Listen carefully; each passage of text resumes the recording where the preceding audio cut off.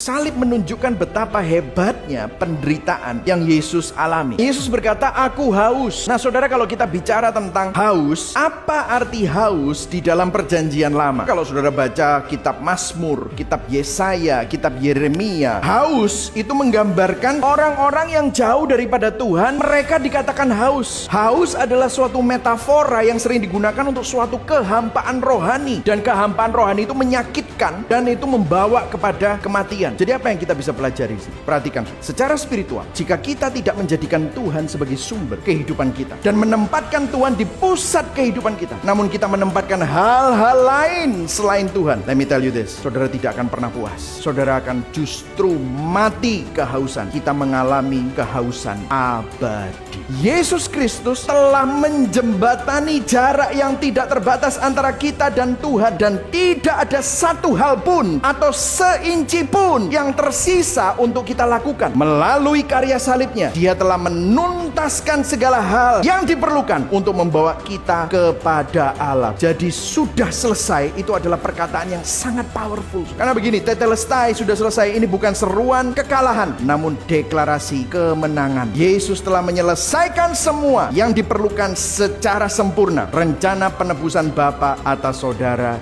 dan saya. Ketika Kristus mengatakan, "Aku haus," ini tentu bukan hanya karena Dia kesakitan biasa. Ini bukan kehausan biasa. Apa yang Kristus alami? Perhatikan di sini. Pernyataan Yesus, "Aku haus." Di salib, Yesus mengalami neraka. Seakan-akan turun dalam kerajaan maut. Rasa haus yang kekal. Ini adalah simbol dari penderitaan rohani yang paling dalam. Karena di salib, Yesus mengalami keterpisahan total dari Allah yang merupakan esensi dari neraka. Disinilah frase turun ke dalam kerajaan maut jadi bermakna. Keterpisahan yang terjadi karena dosa, gara-gara saudara dan saya yang terpisah dari Tuhan, seharusnya membawa kita kepada neraka, tetapi itu ditanggung oleh Kristus. Yesus yang turun mengalami neraka untuk saudara. Di salib, Yesus mengalami kematian spiritual yang kekal. Dia mengalami apa yang seharusnya saudara dan saya alami. Dia melakukannya untuk menggantikan kita. Disinilah perbedaan mencolok antara agama dan Injil. Agama berkata, selesaikan pekerjaan ini, lakukan ini, lakukan itu, jangan lakukan ini, jangan lakukan itu. Agama akan berkata, berusahalah supaya kamu diterima, berusahalah supaya kamu lebih berkenan, berusahalah supaya kamu layak diberkati. Tetapi Injil berkata, terimalah pekerjaan yang telah diselesaikan Yesus, bersyukurlah, hidupilah, menyembahlah, karena kita sudah diterima, kita sudah dikasihi, kita sudah berkenan, kita sudah diberkati. Berikan tepuk tangan buat Tuhan yang luar biasa.